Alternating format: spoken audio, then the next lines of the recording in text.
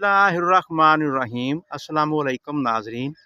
आज रात और जुमा के दिन मुल्क भर में मौसम कैसा रहेगा? महकमा मौसमियात की ताज़ा तरीन रिपोर्ट के मुताबिक इस वक्त मुल्क के जनूबी, मशरकी, वस्ती और मगरबी इलाकों में ज़्यादातर मतला साफ रहेगा।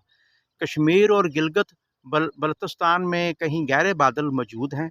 चंद एक मकामात पर हल्की बारिश का सिलसिला जारी है। दूसरी जानब केपीके के मगरब में, जबकि कराची के शुमाल से लेकर कीतर के पहाड़ों पर गरज चमक के बादल की डेवलपमेंट का सिलसिला जारी है।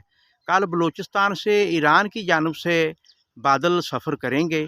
इसके सबब कोयटा, ज़ियारत, सिब्बी, खजदार और पहाड़ी इलाकों के नज़दीक मकामात बादल बनने का अमकान है।